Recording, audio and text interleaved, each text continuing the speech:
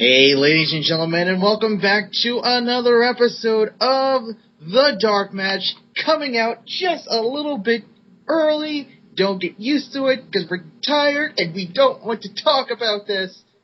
But at any rate, it is early, and I like to pretend it was for you, the viewers, but it's really so Christopher Says can go to Canada and get high or something like that. At any rate... He's going to the wrong place. At any rate, I am No Leaf Clover. I am DarkMatch's Mastodon of the Monotone, Christopher Says, and yes, I'm on my way to Nova Scotia to go alongside Revolver Man and Digifox and whoever else lives there. Get high. I'm the Revolver Man, and I would like to inform my colleague that I will be about 8,000 kilometers away in British Columbia. What's a kilometer? I don't know what kind of measurement is that. I've never heard of that before. Is that something in Klingon? Yeah, that's a pussy measurement. A mile is much longer. Yeah, it's like 47 miles. Anyway, I'm Tiefus, and if you can't tell, we're on a rare form tonight. And with that, we want to debut a new segment here. Well, we already debuted the segment last week. No, that was the pilot episode. This is number 1. Shut up! Number 1! Okay, we're not debuting shit. We're just continuing shit. That's all it is. It's all shit. Because fucking people do shit and they don't tell me shit. Alright, here's your Ultimate Warrior tweet for the week. Morning Warriors! Yesterday is gone. Forever! Today, you refresh ass. Ultimate Warrior, always into that fresh ass. And you just gotta rip right into it. Oh, God, that is an unpleasant thought on so many fucking levels. yeah, well, in a few weeks, Ultimate Warrior, you may find fresh ass. Work. I have no problem with queering. If queering's your thing, go ahead and do it. I'm very down with that. There are a few men that I might go queer for. Well, no one in this room, even though Tiefus wishes. Someone who says queering don't make the world work, he sure does like to talk about fresh ass. It's called... He acts like he has a crush on Hulk Hogan, too. You know how in fucking elementary school... Pay attention to me or else yell things out about you and make your life miserable until I get what I want, which is your I'll shit. sue you, brother, for everything you're worth. Oh. I do not care about your suing, Hulk Hogan. Oh, God. This is getting... The warriors and the gods above will give me the... He'll probably still be For those who like to confuse, this is in fact our TNA show and not the Warrior Impersonation Hour. Yes, it sounds... Canadians don't make the world work. Either way, in summation, Ultimate Warrior will get sued, he'll go to prison, he'll still ramble about Hulk Hogan there, and then when he's in prison, ripping fresh ass will probably be... And as a little bit of a disclaimer before we get started, none of us took notes because none of us are Ironbite or Symphonian. So there might be a segment here or there that we missed, but we will definitely try to remember everything. We all have pretty good memories, except for Christopher Says. All right. We'll hit the good parts. Oh. Straight A's, bitch. But at any rate, Impact kicks off tonight with a recap of what happened last week with Mick Foley getting fired for some reason. Well, we know why Foley got fired, because he's not coming back to TNA for all intents and purposes, and neither is fucking Tommy Dreamer, who was in the middle of a feud with AJ Styles, but we'll get to that a little bit later. Yeah, you can't be anti-hardcore without being hired. Apparently. Okay. I love all the recaps on this show. It feels like WrestleMania season all over again. We really need to start a count of TNA angles that are aborted because the people in it leave. Because this has got to be like the 5th time this year. We need to count the unnecessary recaps, too, because there was one literally just seconds after it happened.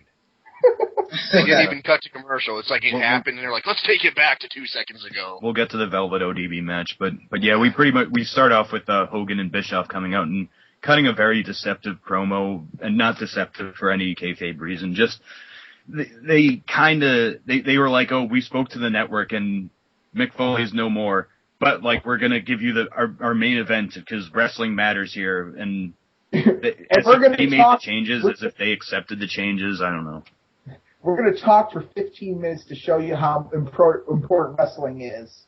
Well, it's not just that. It's just that the promo in and of itself is kind of, it set a weird tone for what I guess they want to do with Hulk and Eric, because Hulk Hogan says, I went up to New York, brother, and I sat down with the network, and I told them I was going to, basically, he's like, I told them I'm gonna be, I'm gonna run this company right. I'm gonna run it the honest way. I'm gonna be the very best. Yeah, it's like no one. It's no longer like a war between a business war or anything. Like Hulk Hogan is and they're no longer saying, "Oh fuck the X Division, we're burying it." They kind of cagely said, like, "We'll bring out the best of us." I don't know. That was stupid. We were very stupid to try to bury the X Division. We're gonna forget that. And another thing is Immortal gone? Whoa. Really, honestly, the way they were going about the X Division thing was actually pretty damn smart, because they're playing off of what really happened with WCW, like, the Vanilla Midgets bullshit.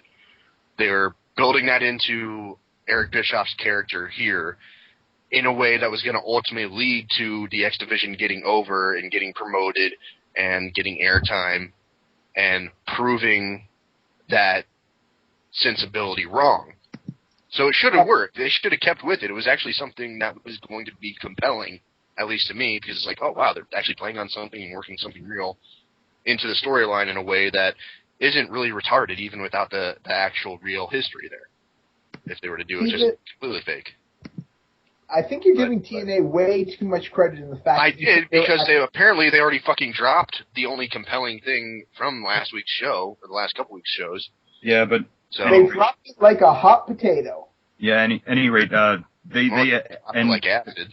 Their segment, by calling out Sting and Mr. Anderson, because it's like, oh, you're our main event. You better fucking have a great main event for us. There's going to be no run-ins, no gimmicks, no interferences, no this, no that. Like, it's just going to be you two. And you better do a good job, or else we'll not have any more run-ins. Yes, Anderson pretty much threatens Sting, says, like, he goes, well, do you remember the last 3 weeks when I was imitating you? I was just trying to tell you that you have nothing. Which could have just went up and told him. Or went into the ring and told him. Oh, Anderson. Fucking hell. He's thinking like Jules Verne, because rather than just going from point A to point B, he's going from point A around the world to go behind to point B. He's going from point A to point O to try to get to point B. He's going from point A to fucking point -3. Oh god, no numbers are involved.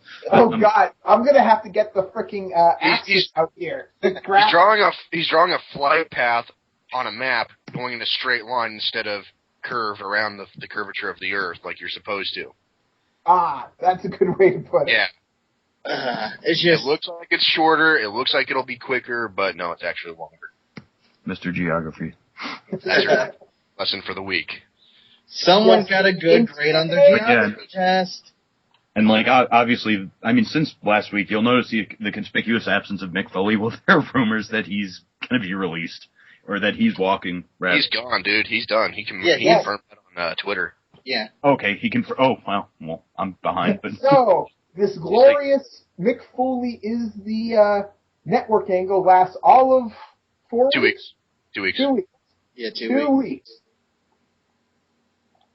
And at least it actually started, unlike the main event Mafia that ended. Oh my god, that was this monumental angle and acquisition that drew so much. Mick Foley's gone and China's making porn again.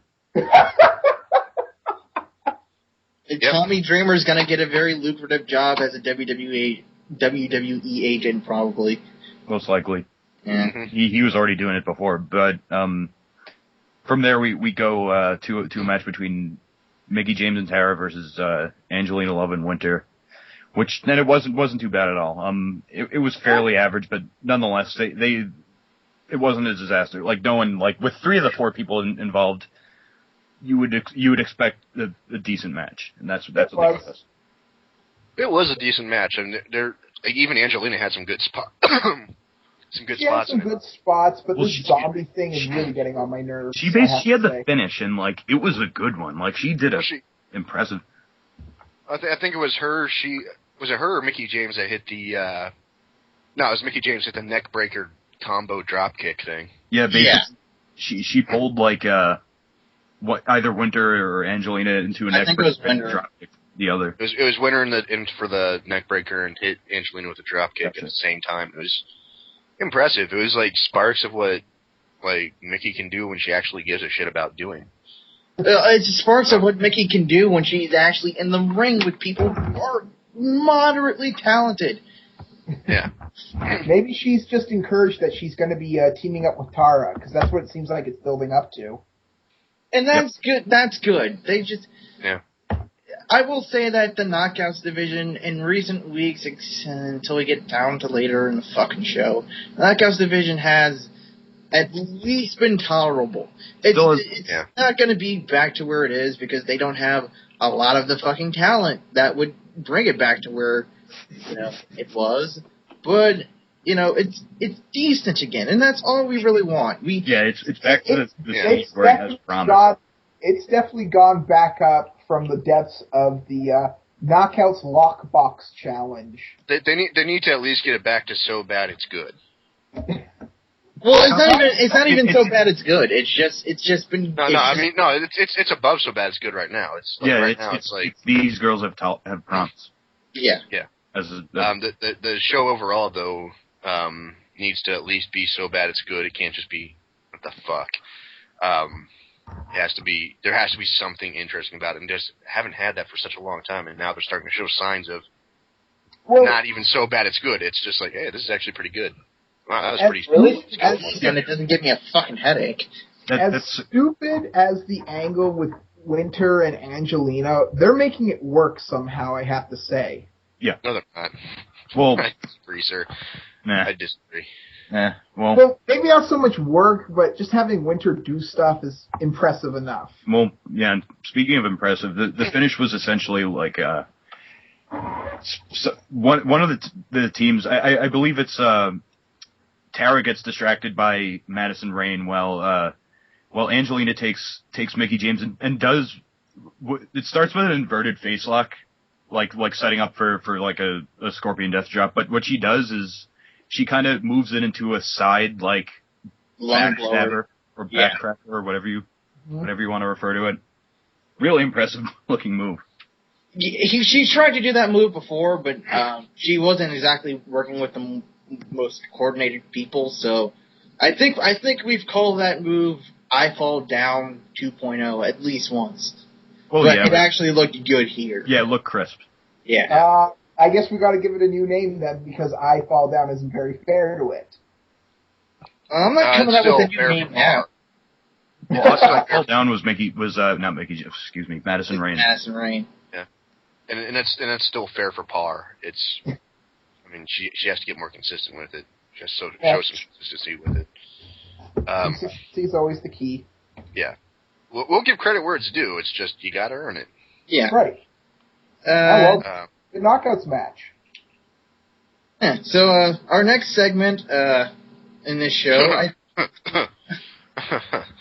I do believe, don't we go backstage to Alex Shelley and Beer Money, where Shelley and Storm are getting ready for their match, but Rude is like he's kind of like we gotta be a team, we gotta have teamwork. Like, I'm kind of uneasy about this whole situation. Like, James Storm is like, it's okay, we're fine. Like, we're cool. I had some tequila earlier this week, and I feel more Mexican today than these people are. Hey, at least you could probably speak. Well, hey, Tifus, I don't want to say fluent, but you're pretty good in Spanish. I'm decent. And I'm sure that you can't say the same for Mexican American. No. Well, when they can speak Spanish, it's just they're not Spanish. They're not Mexican. They're fucking Canadian and Texan and New York. Stop. I think one of them is the Puerto one Rican. thing that they are not. I'm pretty sure one of them is Puerto Rican. Yeah. they basically hit everywhere else in North America but Mexico. Well, basically, Hernandez is Texican, and Mexican. Yeah, he's it's called Tejano. Okay. Yes. So, after that, didn't we have, like, fucking Mexican America do something stupid behind? No, that was after their match, but, like, there may have been something else, but nonetheless. No, there's a segment between the two matches with Mexican America talking. No. Yeah. And then they came out and unfurled their flag so half the fucking arena can't see the shit. I think that's the point. I can't believe they haven't figured that out yet. It's the point. It's kind of shooting themselves in the foot from a booking perspective, but as heels, No, because the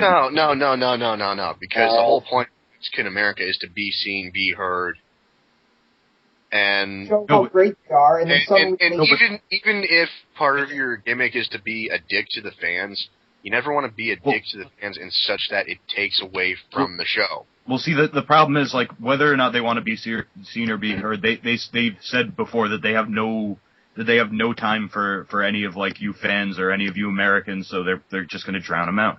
But it makes sense. If that's the case, then that's something they're doing completely on fucking accident. That is not something that they're doing on fucking purpose. Do it in such a way where you can get the fans to boo you and yell and chant something negative at you, and then you just keep going anyway and just say, "Yeah, fuck you, I don't care." Oh yeah, I've heard. Don't block their view of an entire. Instead of going boo, they're going. Don't make it so they can't see 10 minutes of what they didn't pay in TNA's case to see. Well, they paid to get admission to the park. That's true. That's not cheap. Those fucking amusement parks are getting pricey. And they're paying for 2 hours of cell phone coverage that they're not allowed to use. And I would also like to point out that it's always so impressive how all the fans in the Impact Zone can boo without opening their mouths. Yeah. That is so impressive. I don't know how they do that. They're all Go ahead. ventriloquists, and they just turn it up in post-production with some volume adjustments. Yeah, if you zoom into the side of their mouths, if you have the technology to do it, then you can see you'll see the little bit of moving that ventriloquists do. For a second there, I thought they were just dubbing in crowd sounds. Well, to be fair, it could be the crowd, like that section behind the flag that can't see the match booing. I mean, we can't see them anymore. Yeah, everyone who boos stays behind the Mexican flag. That's why they boo. Yeah, exactly. Everyone who doesn't like us, get behind here so you don't have to watch the segment you don't like. Come on, guys, be quiet. That's rude. As for the match itself, fairly average. I did like the kind of the story of the match was that James Storm and Alex Shelley were kind of working well as a tag team. Were okay there, but yeah, they had some nice tandem maneuvers and that kind of. Yeah, to me it actually felt like a little bit more slowed down Machine Guns. Like they worked kind of better than I was like, okay, these two have worked together against each other. Like that, I'm sure that they'll be able to have some chemistry. They had more than I thought they would. It was like the whole peanut butter and chocolate kind of equation. I think they're holding back how much chemistry they could have shown though, because they're like Oli said, they're trying to show the story of these two guys have worked on opposite sides of the ring of each other, but never with each other. So they're kind of getting used to each other. So they're going to go through a series of matches before they get to. One kind of conspicuous aspect of this segment was that British Invasion were on commentary. Well, just Brutus Magnus basically, and it wasn't really. I mean, they're challenging for the titles on Sunday. God knows what the precedent for that is, but you know, I know he is legitimately British, but I swear to God, he might as well have been phoning in an Australian accent. Well, if you don't know how they got their number one contendership, it's very simple. British Invasion competed in a number one contendership battle royal in Rio de Janeiro, and that's how they won the number one contendership for the titles. No Leaf, I just have one thing to say to that. What? Russo did it. Oh! But it basically boils down to Russo said so. Yeah. Well, I mean, what? Although there's some on commentary that did really bug the shit out of me is that he said, "See this team of Shelley and Rude, they don't have consistency," or something like that. And it's like, what consistency do you have? Continuity. What continuity does a team we haven't seen in almost a fucking year have? More than a year. I have a theory for this coming up match between those two. This is when Big Rob Terry redebuts and we get the full British Invasion back together. Yeah, the big muscle man. I think they're just going to debut a new finisher called the Hep C. Oh God! Oh, that's me. But Russo I mean, said Pepsi. I'm gonna like slam Anarchy in a second because I fucking hate that Buff Bagwell Chavo amalgamated. Chavo Bagwell. But he did one good thing in this match, and it was pretty smooth. Was he did a double underhook butterfly soup. Like it wasn't bad. That's pretty much all he did, and mercifully so. But the finish of the match essentially occurred when Storm had, I believe it was either Hernandez or Anarchy, like in a full Nelson, and Alex Shelley was going to super kick him. He ducked out of the way and ended up kicking James Storm, and Mexican America go over. It's kind of expected, but nonetheless, it worked as a sort of way of like increasing tensions. Well, I'm just kind of curious what they're going to do with Mexican Americans since it's the British Invasion. I just realized something. All the these tag teams are ethnic. Maybe they'll bring back World Elite. What's ethnic about Robert Roode and Shelley? Canadian. Okay, with the exception of those guys, it's Mexican American and the British Invasion. There's no other tag teams. Roode is ethnic Canadian. I think you're forgetting the incredible tag team of Ink Inc. Incredibly I actually did. And don't tell me Canadian is ethnic. Pale is not ethnic. Pale is a skin condition. We can't and count it's a serious one, damn it. But yeah, I don't. Almost 1% of the world's population suffers from it. Jesse Nielsen, he's a pretty honest worker. Yeah, but he's injured, so we can't count Ink Inc. Shannon Moore tries, but he's a goofball. He's not as much a goofball as his fucking friends. Well, they're just fuck-ups. Shannon Moore, as far as I'm concerned, is just a goofball. Before we move on, I just have a question real quick. Where the hell is Sangrieto? I guess he wasn't as much of a big lucha star as they had anticipated. I mean, he was always botching all of his moves, and I mean, I hate to take that shot at Sin Cara, but like Sangriento was doing none of that. He wasn't getting the pops, though. Yeah, because Amazing Red was getting the pops. Yeah. Yeah, but So what happened after this? Basically, it's a backstage segment where Mexican America are they're talking to Bischoff and Hogan, and they're heels, but they're not. And Anarchy speaks, and this isn't anything to hold against him or anything, but it just hammers home the whole Chavo Bagwell thing. No, but yeah, he basically he says, sounds just like Chavo Guerrero. Yeah, he basically says, "Why haven't we gotten a tag title shot?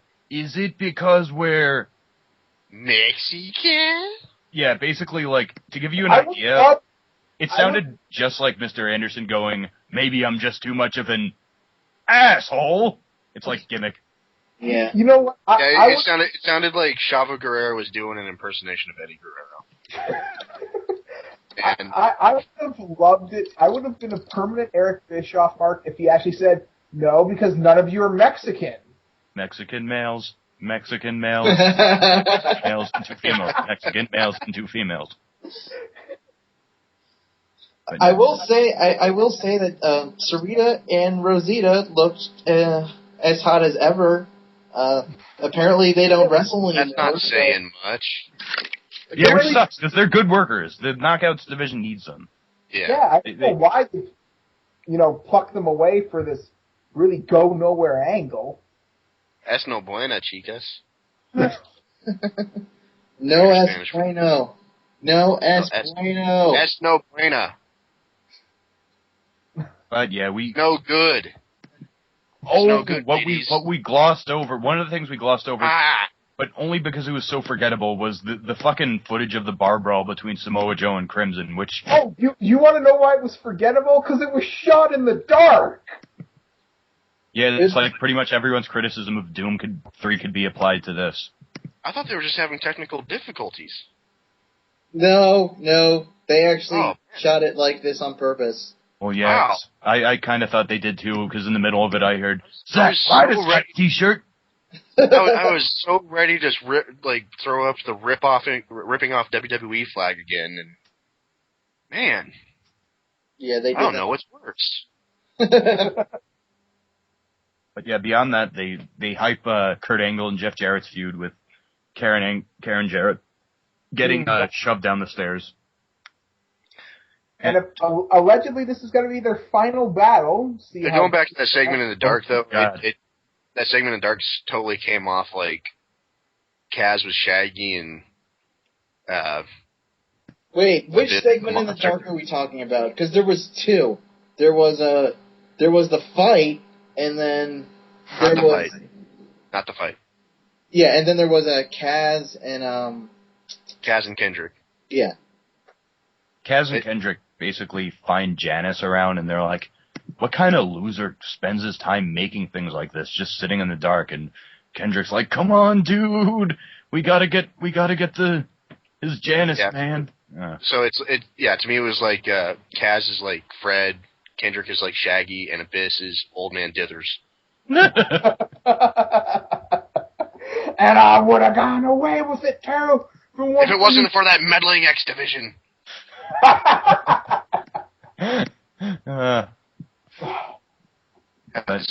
joke for me. I just had to do it. I'm sorry. Yeah, of course. But it was good. In the midst of all this Kurt Angle recap, they actually have a Sky News report about him fucking trying to enter the 2012 Olympics. That guy, the fucking chemicals in his body. Oh, sorry. I don't think anyone told Kurt Angle that there won't be any painkillers involved.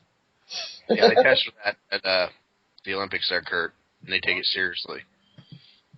Yeah, I hate to break this to you, but not every company's like TNA anymore. Yeah, no disrespect to your 96 gold medals, but please keep it there. Don't fucking blunder. Don't blunder your reputation with the Olympic board. Yeah. Don't pull a Brett Favre. But then again, it's in wrestling, and I don't think the Olympic board takes professional wrestling seriously. Who knows? Yeah. Ignoring the fact that the U.S. team probably won't take him, there's the potential embarrassment of being caught with painkillers in your system and just being flat out disqualified. And you could try Kool-Aid.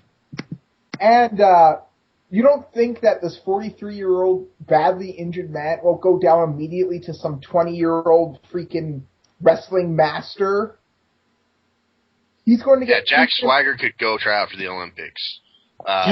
Shelton Benjamin, Charlie Haas, Brock Lesnar. You know, these guys. They were all Americans. Fuck, Sylvester Terkay could probably still do it. Elijah Burke. You've had so much done to your neck. What's even the point? The worst you should do to it is just fake fight. Jesus Christ. I mean, never mind the potential horror of freaking Kurt breaking his neck while he's doing a freaking Olympic-style match at the Olympics. He's already done that. You have nothing left to prove, dude. Buy a phallic convertible and do what every other midlife crisis individual does. But yeah, let's move on. You know what I think would fix his Kurt's problem? If he got a hairline? Pants. Yes. Me and Tiefus agree. He needs hair, and he'll be back to normal. And when we say hair, we don't mean scruffy, buzz, growing stuff from last time you shaved, along with a scruffy, like, half of a beard. Yeah, Orton's got you beat in that department. We mean go back to full-on, grow it out, drink milk, Kurt Angle. But actually, I want to talk about the segment because... I just want to say one quick thing. I really miss Funny Kurt. Yeah. Yeah. I really miss, I'd like to play with little boys. Oh, God. Look that up. Kurt Angle and Rey Mysterio. Talk amongst yourself. Feeling a little bit glimpsed for the past right now. That fucker is hard to find on YouTube. I've been looking for it for weeks, but it's a compilation thing. Just look at like funny Kurt Angle or funny Kurt Angle Rey Mysterios. To talk about the segment, for me personally, miracle upon miracles, Jeff Jarrett turns out an awesome 5-7 minute he's speaking for a long time with Kurt, basically just about how he brought him into this company, he brought him in because he knew that the company that had him before made a huge mistake letting him go, and he's the best in-ring performer that they have, but you did nothing but try to disrespect my appreciation for you, disrespect me. So, and I know I can't touch you in terms of wrestling, but I'll admit it. These past few months I've been trying to use Karen Jarrett to our advantage. I've been pretty much cheating. She's helped me win. But now that she's gone, I will prove to everyone that I'm the better man, I'm the better professor, and since your gold medals are on the line, it'll sort of affect sort of fuck up your head. And how is he the bad guy in this feud? Well, he's kind of owning up to the whole thing. I mean, exactly. But honestly, in terms of heel face, he's still there's a lot of vigor in his. I never like anything Jeff Jarrett does, and no, seriously, if this feud had been played to where he's the good guy and he's just trying to take a dickish Kurt down a notch, it would have been amazing. It would have been a very. Once again, Russo always talks about doing new things, but when he's presented with this perfect new thing, he has to ruin it by repeating what he's done over and over again. How many times have we seen Kurt Angle's medals on the line? Oh, wait, that was an entire fucking gimmick week after week for a while. Where John Cena debuted? Anyone else remember that? The Kurt Angle Open? I do not know what you are talking about. Ruthless aggression. It was back in the WWE. It was back in 2002. I was being sarcastic. Oh, okay. John Cena. For a minute there, I thought I was going to have to smack you like Lars. But God. Be careful. Wow. You never know when Lars could pop up and fucking ruin shit. But basically, he's not going to pop up tonight. He's big-handled top men. Basically, though, Kurt Angle responds by saying, I want to start by thanking you because it's your fault. Karen's whole thing, that her injury is, or her injury is pretty much on your hands. But I want to thank you for bringing her out of the equation because wanting to get her off TV and get rid of her was one of my highest priorities. And if anything, that makes Kurt Angle the face in my mind. So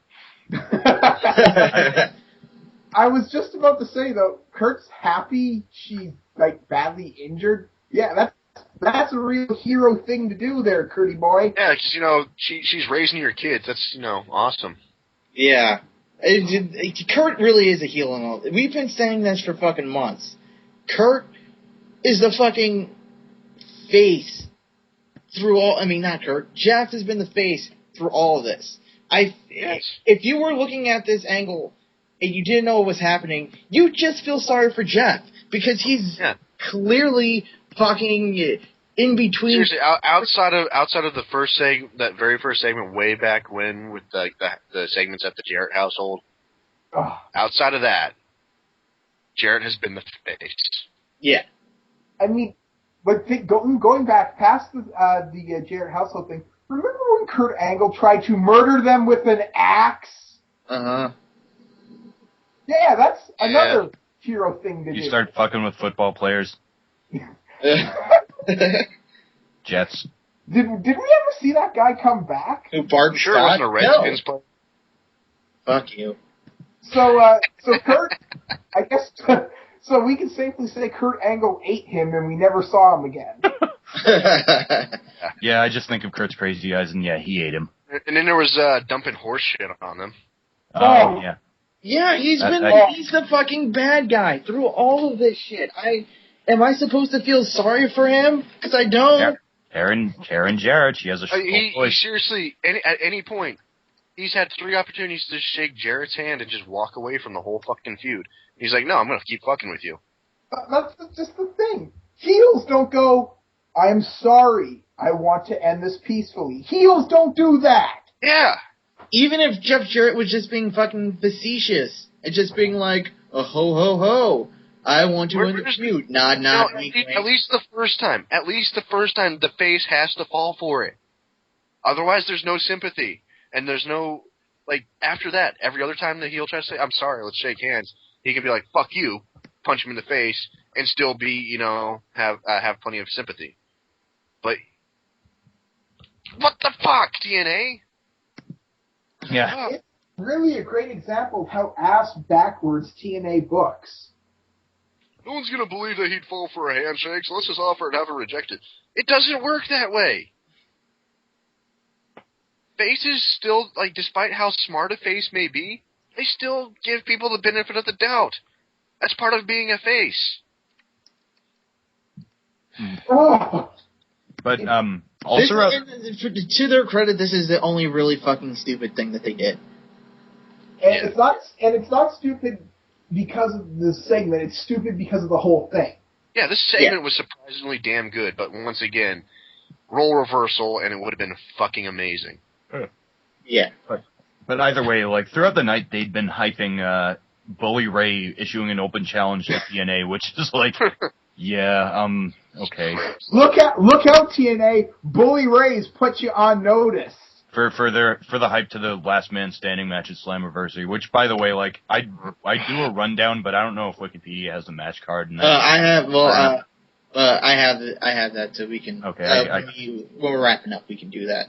But either way, what Bully Ray does come out and he's like, AJ Styles, you're a boy, and I'm a man, and I want to challenge any of you boys in the back. RVD comes out. Yeah. What the fuck? Any single man back there, any single man only. I want a single man. Yes. I'm gonna go on Craigslist and ask for a single man.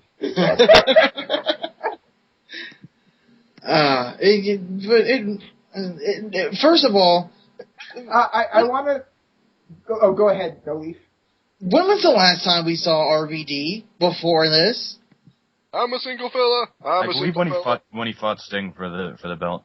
Yeah, and then vanished. The thin air. Poof. But yeah, the match started, which was another kind of stupid situation. I want to go back because there's something I wanted to talk about a few weeks ago, but I wasn't on the show, so I couldn't talk about it. Okay. Remember that promo Bully Ray cut saying, you know, now you idiots, you go back in the back and play video games.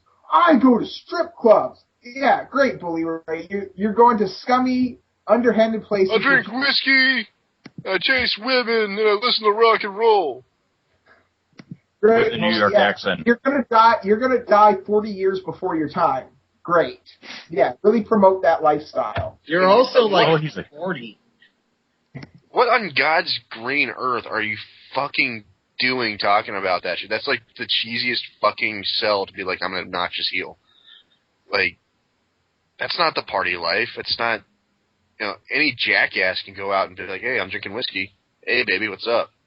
And, hey, put that song on the jukebox again. I like it. I fucking do that. I did that this afternoon. Holy shit. I mean, except for the whiskey part, because I still had errands to run, but I went to my favorite bar and grabbed some lunch and listened to some music on the jukebox while I ate my sandwich. So guess what, Tiefus? You're just as hardcore as Bully Ray.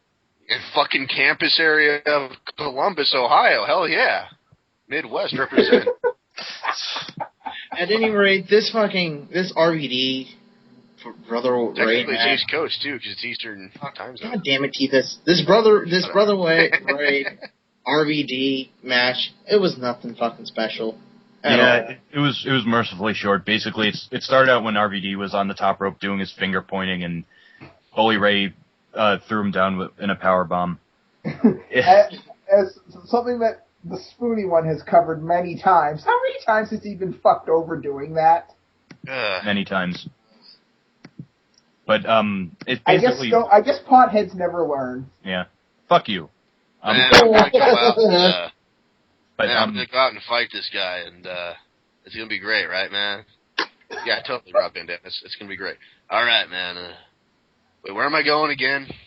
Wait. Go to the ring to fight this guy. Oh yeah, it's gonna be great. We're gonna go out there and I'm gonna fight him. And this guy, what am I doing with this guy? Fucking A-Rob Van Dam. Whap. Fucking dead now. Tiefus. It's not RVD. That's Jeff Hardy. No, it's both of them. Get fucked over. RVD's a competent wrestler, even though he's slowed down about 5 times. Yeah. Anyway, it's a very short match, and honestly, Bully Ray drags it down. Yeah, it was basically Bully Ray getting the upper hand for about like 2 minutes, and then AJ was hanging out in the crowd. My house! It was the house that I built! But yeah, and RVD incapacitates him, hits him with the 5-star, and he goes over. Last man standing match happening. We go from there to backstage where kind of ODB's rambling on about Velvet Sky, and she's like, oh, all the makeup, all the, like, I'm not so much against her, I'm against what she represents with all the vanity and the makeup and the breast implants.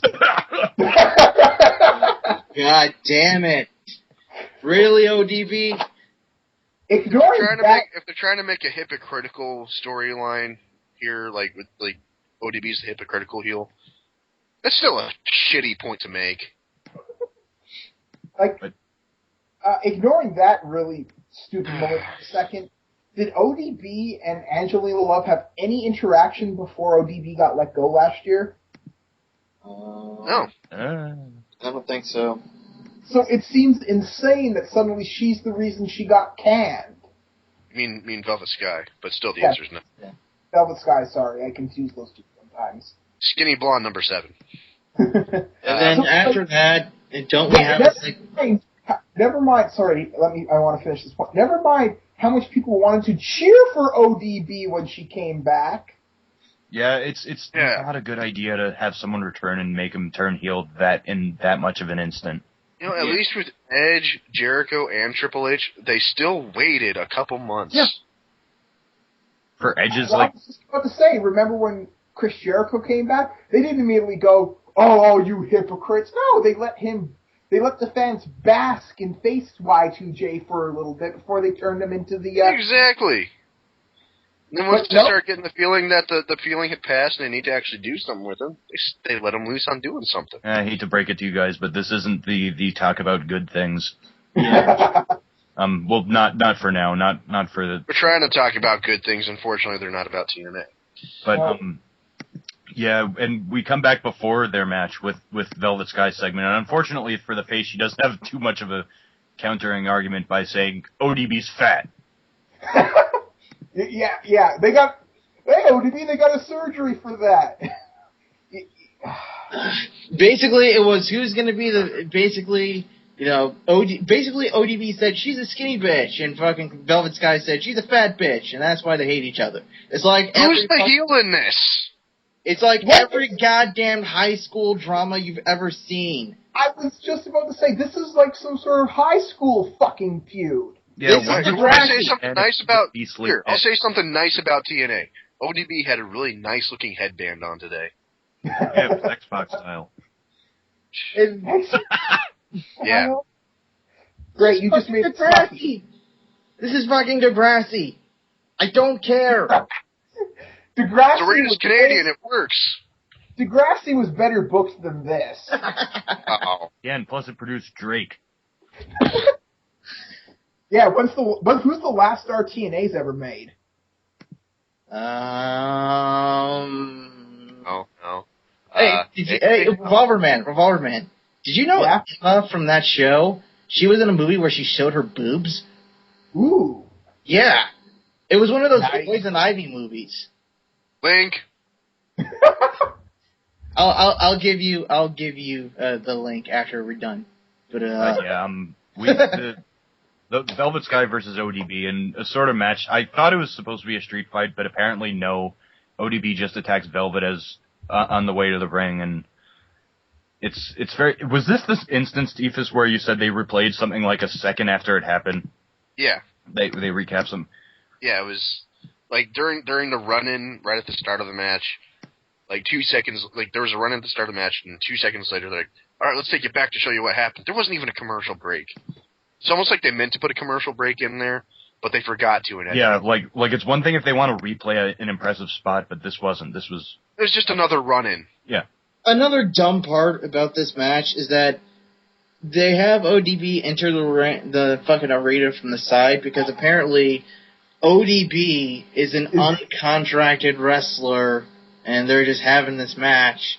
I was about to say, so that one means Angelina has just committed felonious assault on somebody. No, it's not. Fucking, her name is Velvet. Velvet. Whatever. She committed felonious assault. Nah, that's just... Never mind that if ODB's uncontracted, just a run-in. Just committed fucking... That's something we'll grant wrestling. It bugs me, but... The match itself, considering that we got a pretty good match out of the other knockouts, this match was a lot of punching and kicking and not much else. I guess if it was supposed to be they tried to, say that is what the story was of the match, that, it was Velvet Sky showing the more physical side of Velvet Sky. She's a wrestler. Damn it, Taz. I've never understood that kind of what TNA does when they want to make it like, it's so brutal, they just punch each other. It's like saying, well, these regular wrestling moves, they're no good. If you really want to beat somebody up, you just punch them. I mean... Yeah. But yeah, basically, it ends with Velvet Sky hitting a DDT. Yeah. And, I want to say something real quick before we move on. Her shirt, Velvet Sky's shirt flipped up a little bit, and we got to see her bright pink, super push-up Victoria's Secret, Clockwork Orange House of Fun bra. I knew that they, wore, some of them wore sports bras under their, these, really nice push-up bras to, really get that look right. But until I saw the brightly colored one, we can see all the, fucking seams and everything on HD. I never realized how much serious engineering these girls put on themselves just to look like a $2 whore. It's quite paradoxical, isn't it? Because you have to assume that these things cost a serious amount of money. They do. If you have women in your household at all, they cost upwards of $50 sometimes for a really nice one. And here, and another thing, while we're on the topic of breasts still, ODB went up a fucking cup size. She did. Oh, god damn it, she went up. We had a couple good comments in there with that one. ODB, seriously. What were some of the things What were some of the things we said? We had solar plexiglass. What were the other ones? We had other ones too, didn't we? Merciful memories, ODB. Good God, woman. We get it. You don't need. She does. If you haven't seen her with breast implants, she's a fucking attractive looking woman without those things. She looks chest rockets. Chest rockets. That was the other one. Chest rockets. Damn it. The problem is with ODB, and only made worse with this new addition, is that her body's so misproportioned now. Yeah. It looks like if Snooki was more athletic than Troll. Well, or Chocobo. It's borderlining anime look, honestly. It is. Yeah, you're actually very right about that. It's funny. That's a good description for it. Back when she had that weird mullet kind of looking thing in her last TNA run, her weird haircuts that she had then, if you had dyed those blue, it would have been anime territory. Yes. It's only getting worse. But on to the next part. We go from there to a backstage segment, and I forgot something regarding the first promo, the first opening segment with Hogan, Bischoff, Sting, and Anderson, was that basically Sting went over to Hogan and he said, "You the people here, they idolize you, the Hulkamaniacs, all of them, but you are succumbing once again to the poison of Eric Bischoff, always having to be involved with shit, always having to be on top." And don't let that fuck you over. So I wonder if they're hinting another Hogan face turn just because. Well, first of all, Hogan really isn't very heel anymore. Second, is Immortal done? I don't know. It's almost like every single person that claims to have the ultimate power in TNA. Well, if you notice... It's emasculated or neutered from that power the very next week. Well, yeah, if you notice, you're kind of right, Revolver Man, because the people are moving on to their own feuds. Gunner's got EY. Anderson was never really in him. Bully Ray's got AJ. Yeah, Fortune is Fortune in T-shirt only anymore. Yeah. Yeah, they really don't work together anymore. They got rid of 2 wrestlers for no particular reason, so I have to assume Immortal's done. But well, I mean, Matt Hardy is clearly Matt Hardy got a job testing tasers. Fucking ass. I will say this before we move on. If I ever had a family member of mine tase my girlfriend on purpose, she would fucking kill me. I guess this is a bad time to let you guys know. And then she would call up all her fucking Hispanic fucking family members, and they would fucking resurrect me, and then they'd fucking kill me again! So wait, you mean the real Mexican-American would be after you? Not Mexican. First, I'm going to say I don't think any Latino culture works like that I'm aware of. That's Louisiana territory right there, not... Second, this is a bad time to let you guys know that my circle of friends in high school were the kind of people that take those like little electric buzz lighters or pins that you use to shock your friends with and put them on our nut sacks. All right. Moving on. Just throwing that out. Moving on. Segment between EY You Americans are weird. and you're right there with us, bagged milk boy. And I wasn't saying Hispanic people fucking resurrect people. I was. EY. You said that. Okay, well, I redact my statement because that was a stupid fucking... Then I retract my thing about my testicles. Well, you actually fucking did that. I didn't say I did that. I said my circle of friends were the type of people who would do that. Okay, moving on. Sting and EY are in the back. EY has his 2 belts on his around his waist, and he's fondling Sting's belt, and he's like, imagine if I had this. I'd be the Interplanetary. I'd be the Galactic Champion. I really have to say something about this. Like, the way it's kind of presented by what we see at the end of this show, I'm not quite sure what they're going with this, but either A, they've forgotten why Eric Young acts like a goofy idiot is because he had the fucking concussion all those months back ago, or Sting is completely unaware of this fact.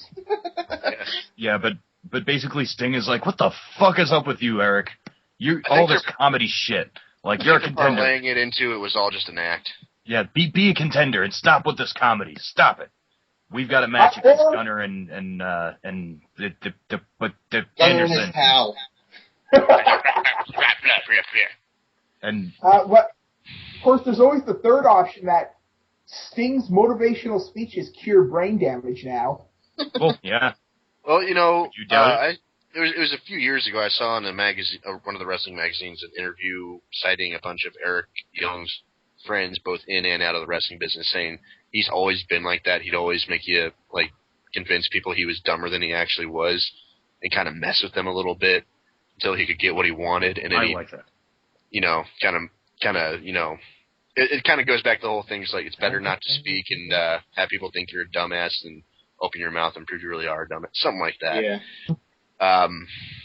But I could see them working that angle with him over and over and over again in different various ways and making people going, what the fuck are you doing with him? And then later on playing it into it's just him fucking around. If they ever did that, but they haven't. They've just literally forgotten their own major plot points. I mean, the thing is, they've never really made it known that that's exactly what happened, but that's like the best explanation there is for anything. But assuming that the brain damage thing is still going on and they haven't just forgotten about that, this is the longest angle TNA's ever stuck on, I'd have to say, in history. Yeah. Well, look at it. It's like he's been acting like a dumbass this entire time, making people think he's got brain damage. starts running around with a defunct title belt, and then steals another title belt, acting like, it's still the same shit. I'm collecting title belts, and like he doesn't know the difference between a win and a loss. And then he gets a legitimate title win the very next week. Yeah, that would be great. It's like Eric Young is trolling everyone in TNA. That's his gimmick. You know what? To be honest, if that was what they were going for, that'd be brilliant. But that's what they're doing. I'm telling you, that's what they're doing. I'm sorry, dude. I don't see TNA being. I know too much credit to give TNA, but I'm giving this credit all to Eric Young.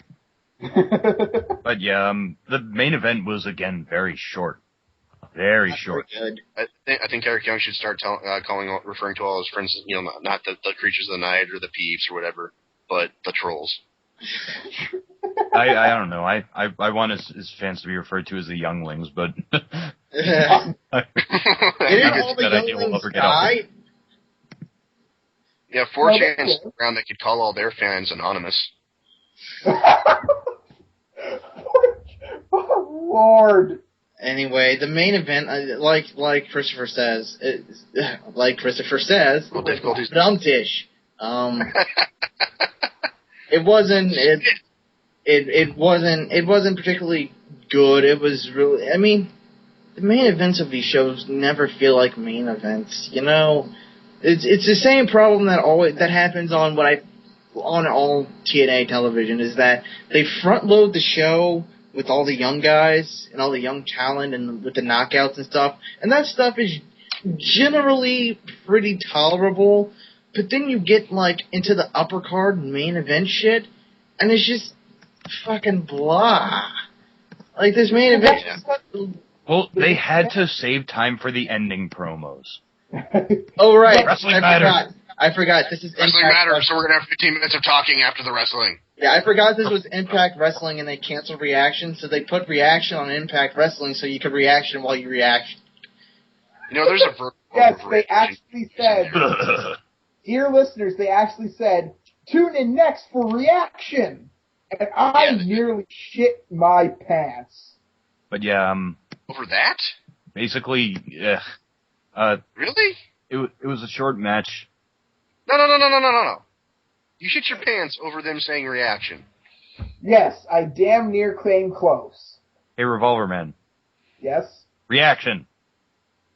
I gotta go. Is he sure it wasn't something he ate? I hope so, because that is not. Yes, I don't have to go anymore. Let's not make that Reaction. a bit, though. Let's not make that a bit. Let's not make that a bit. Let's move on. Yeah, that's a little bit low, but yeah, but still, short fucking match. But here's the thing: Gunner goes over clean as a fucking whistle. Yeah. And with a fucked up F5 too, a really bad. I don't know whether it was because he was doing it to Sting, but Gunner's a fucking big guy, and he's got quite muscular. I don't know how. He's not big enough to do that move. What? He's not Brock Lesnar, but always been the F5? Yeah. Yeah. I couldn't tell either, but he attempted it. Yeah, that's about the best you can give him. He attempted it. First time someone's gone over with an attempt as a finish. But either way, yeah, it's short. No, Brock Lesnar actually attempted the shooting star press and went over. Well, he also attempted it and hit it in one of his earlier matches. So. That was a dark match. That doesn't count. Yeah. Anyway. Yeah, Gunner goes over clean as a fucking whistle over Sting. Maybe not completely fucking clean, but they pulled some funny shit with they made the music play so Eric thought they won. Yeah, but yeah, Eric Young in the middle of the match was kind of showboating after getting a few punches, getting a shine or something, and basically that leads to the first of few backstage promos where Eric Young is like, "Come on, Sting, come on!" That was great. Blah blah blah. Whatever he's saying. We have to recap the damn promos. And Sting's like, "Enough of this comedy stuff. Comedy, stop it." Well, we'll recap the last. We can recap the last one, and then we can run down the fucking card. What happens is that Anderson is cutting his fucking reaction shit, and then fucking intermixed with shots of Sting walking from behind. Yeah, and then Anderson sees Sting and he runs away, and Sting chases them down into one of the fucking trailers, and they brawl for a bit, and then Anderson, for no reason, soaks himself in flake blood. Well, no. Sting put red paint on his face, and what's a fucking clown? Seriously, he's being attacked by most of the Clown at this point. And he was like, "You want to make fun of me? Here's some fake." You want to make fun of me? You want to make fun of me? Oh, you want to poke fun of the Stinger? Really, really questionably homoerotic. And it ends up pretty much choking Anderson to the point where he's purple in the face. Yeah, he was purple in the face and his eyebrow. I don't know how Anderson could do that without that being a shoot. But no, they shot it. That was a shoot. Not like he wasn't expecting it. I'm sure he was expecting it. He's just like, I'm going to put enough pressure on here to make you turn purple, but not make you pass out. Yes, Sting Wayne Gacy that's what it looked like. It was a sinister sight. Oh. We got a new nickname for the Stinger, folks. Stingerachi, Sting Wayne Gacy, Understinger, Stinger Taker. Anyways. That was Sting ass. Anyways. That was Impact Wrestling for the night. Final thoughts? It had promise and then kind of... It had its moments. Yeah. Once again, as most TNA, due to the way their stars are structured, it starts off bad because they always start off with talking. Then it picks up when the real wrestlers come out and start doing what they can do. And then it starts falling apart when we start getting to the trudging of the washed-ups. Well, honestly, bad stories, having all that. moments or having promise and then slipping is better than just shit. It seems like the good wrestlers are bogged down by bad stories being told badly. And then even the stories that are good are still being told badly. Mm-hmm. Yeah. For example. And they're usually reserved for the less skilled wrestlers. So you got 1 out of 3 batting average for each segment. Well, let's run down the card before we get out here today for Slammiversary 9. Yeah, 9. 2011. Just call it 2011. It's hard to believe that TNA's been around that long, and been around. Is this their WrestleMania? By the way, guys, I got a secret for you. What? It's actually the 7th one. What? Basically, they called last year's Slammiversary VIII because they were making a big deal out of it being 8 years after their debut in 2002, but that was the 6th one. Oh, god damn it, TNA. So even the cake is a lie. They basically, TNA doesn't have feet, they have bullet holes. At any rate, let's run down the card real quick and give some of our predictions, starting from the top up, the bottom, whatever, I don't fucking know. Matt Morgan. Starting from the undercard, the curtain jerker. Matt Morgan versus Scott Steiner. I forgot these fuckers. Promo. That's all I'm looking forward to. Promo.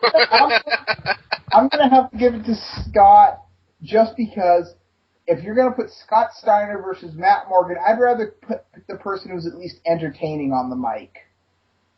Yeah, I'd give it to Scott because he's not a hard man to find.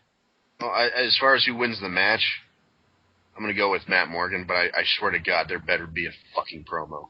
I'm going to go with Matt Morgan because they're at least pretending right now to have a youth movement. He seems like one of the younger guys that they do give a shit about putting over, even though they're not. Yeah. I'm going to go with Scott Steiner. He wins matches, but it doesn't get him anywhere. That's a good way to describe Matt Morgan. The next match on the card is going to be Crimson versus Samoa Joe, and another feud that I just don't give a shit about. Crimson. You know what? I'm going out on a limb. Double disqualification. Why? Because they're both. Samoa Joe's a badass, big ass motherfucker, and Okado comes in and just takes them both out. Okay. I feel like I'm talking about comic books. Some of these names are just so off the damn wall. I think that they're probably going to give Crimson the win because just to put him over even harder. But this feud is pretty much a shambles. So Samoa Joe, Crimson. It's my pick. I'm gonna pick Crimson because Joe just doesn't give a fuck anymore. Him. Our next match is going to be for the Impact Wrestling, TNA Impact Wrestling Knockouts Championship. It's going to be Angelina Love versus Mickie James.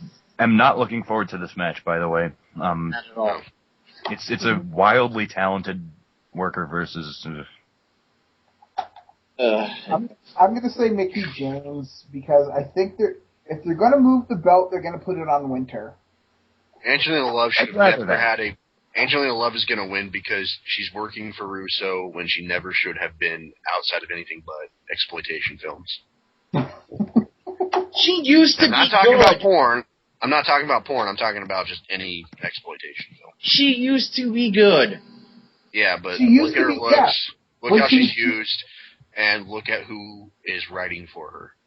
Yeah, she'll win, but it doesn't mean shit. Back when she was being put properly as an annoying mid-card female heel group, it was fine.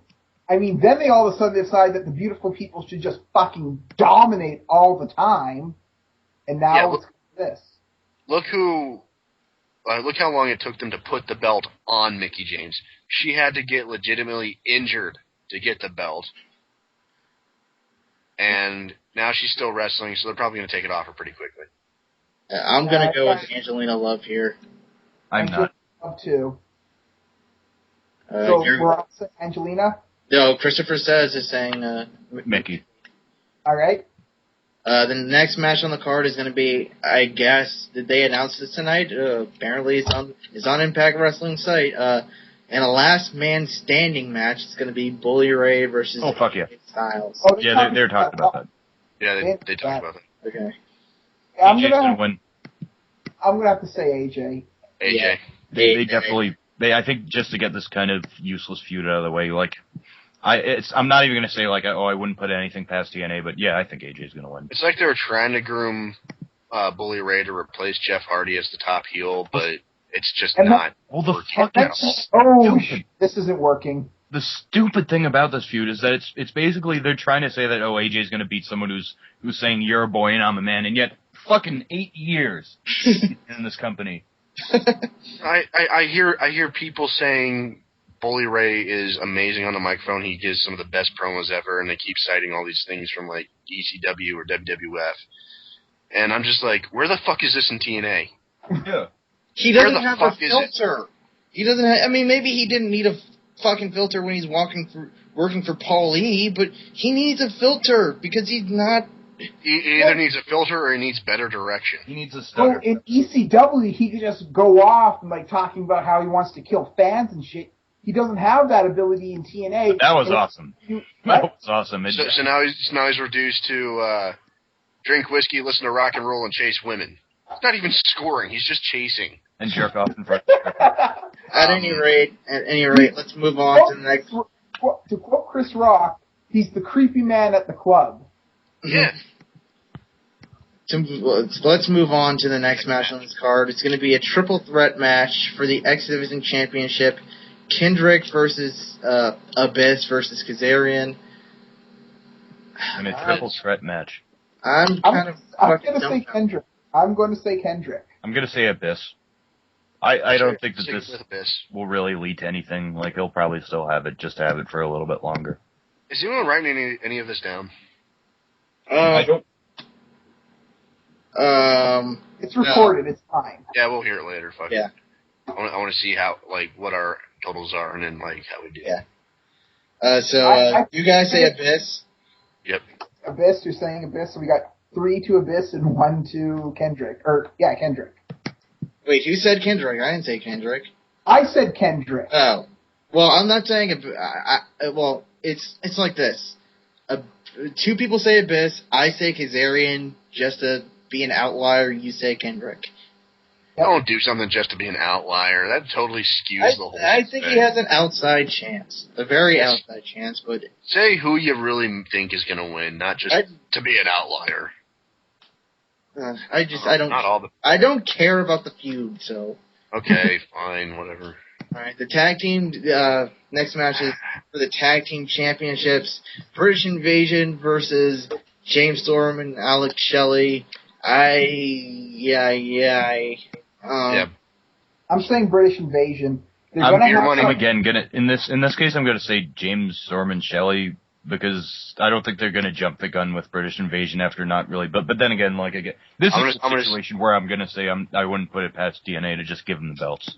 Yeah, it feels kind of like with the British Invasion, they're kind of going with that, strange foreigner team that you don't really know much about, so that's why they're a threat. But it's this is the fun. But even with that, I'm gonna go ahead and say they're gonna fast forward to the end of Rocky IV or whatever the fuck it was, and Dragoff is going down, and Beer Guns is gonna win. But again, this is a company that took the fucking belt away from Douglas Williams because he couldn't make it for circumstances outside of it, and they turn it into an angle, and he still didn't get any comeuppance. Yeah, Doug can make it, but then the champions that are injured for 57 days get their belt stripped from them, and then the next week they show up, and then other champions get stripped right away. Fucking A, guys, come on. Let's move on. I'm gonna go with Storm and Shelley in this one. Revolver Man. I'm gonna go with the British Invasion. All right, so that's 2 and 2. Yeah, that's 2 and 2. All right. So we the next match on the card will be the final battle. The final countdown.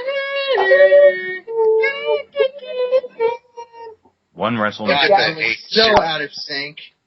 Look at the horrible shit I start. It's going to be Jeff Jarrett versus Kurt Angle, of course. If it's really the final battle, I fucking hope Kurt wins, even though Jeff has technically been the face in this whole fucking feud. I just want Kurt to win, and we can move the fuck on. Yeah, and I honestly cannot see TNA pulling the trigger on finishing this feud, so I'm going to say Jeff. I fully expect Karen Jarrett to interfere, by the way. Yeah. I'm going to say China gets the pin. Oh, no. With a double underhook DDT style move. No, with the back door. She's going to hit the backdoor slam. With the The backdoor slam. That is hideous and horrible. No, I'm going to go with Kurt Angle. They're not going to have him lose, even in kayfabe, they're not going to have him lose gold medals. I think this is the jump the gun. I think Kurt Angle. It's finally time. It's jumped the shark 7 times. It's their WrestleMania. Heading it. It's their WrestleMania as opposed to Bound for Glory and Lockdown, but whatever. As much as I'd like to agree with you guys, with all the fuckery we've gone before out of this feud, I just can't see this ever having a proper end. This is just going to die away and never be spoken of again. It's their 5th WrestleMania of the year, man. It's got to be this one. Yeah, it has to be. Yeah, I'm going with Kurt. So that's 3 for Kurt and 1 for Jeff. Mm-hmm. Then the World Heavyweight Championship will be decided. It will be Sting. Mr. Anderson versus the Sting. Sting. Jeff Hardy. I mean, they don't operate the way WWE goes. Sting may have gone over him, but they're not going to pull a fast one. I don't know why they give Anderson the title again. Just because he's been asking for it. Comes back and wins it. I don't know why they cut his reign so short by having Jeff Hardy win it again just to give it to Sting. I'm gonna pick Sting, but again, it's one of those things where you just never fucking know with TNA. Sting's gonna win, but then Jeff's gonna win it somehow before the end of the show. Maybe. Nah, I think Sting's gonna win it, and that's gonna be it for the show. And I think the next one they're going for, the next feud they're going for with him is God, I had it on my tip of my tongue. As it wasn't Matt Hardy, it wasn't Abyss. Fuck it. Bully Ray? Yeah, maybe Bully Ray. Well, wait. Well, considering that the Jeff Jarrett Kurt Angle is going to be a number 1 contenders match, isn't it going to be one of them? I guess you're right. We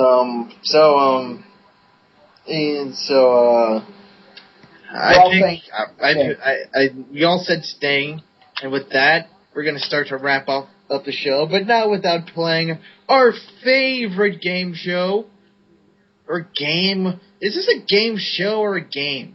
It's a game. It's a game show. I better get. There's no prizes. Everyone loses. No Emmys. What got more screen time than Jay Lethal? Yeah. Sting Wayne Casey got more screen time than Jay Lethal for me. Sting's miraculously pep talk brain healing got more screen time than Jay Lethal. Velvet's exposed right cup of her bra got more screen time than Jay Lethal. I'm in a very boob-tastic mood tonight, if you can tell. It wasn't even a nipple. Yeah, so much so that you even typoed boob instead of boo. Yeah. I mean, I've been thinking about boobs all fucking day, apparently. And not tits, not breasts, but boobs. Boobs. Oh. Boobs are the best. God, we're never gonna get radio syndication with language like this. Well, anyway, I'm gonna say it kind of ties into Christopher Says, but Sting yelling "Woo!" right at the end before the show went off the air got more screen time than Jay Lethal. Was Sting trying to be the Joker there, or I thought he was trying. He was just being nutty and creepy. It fucking creeped me out. Why are you trying to kill me? It's fucking clown. TNA's canceled show reaction got more fucking screen time than Jay Lethal. Next. Oh, now I gotta go again. Thanks, guys. That's not gonna be a bit. Let me end this madness before it gets out of control. This has been the Dark Match for Impact Wrestling. I am No Leaf Clover. I'm Christopher Says. I'm the Revolver Man. And I'm Tiefus, and I'll see you in a couple of weeks. I'll be gone, so fuck you all. Have a good night, and good luck. You can't say fuck you to our listeners. Yes, I can. You can't.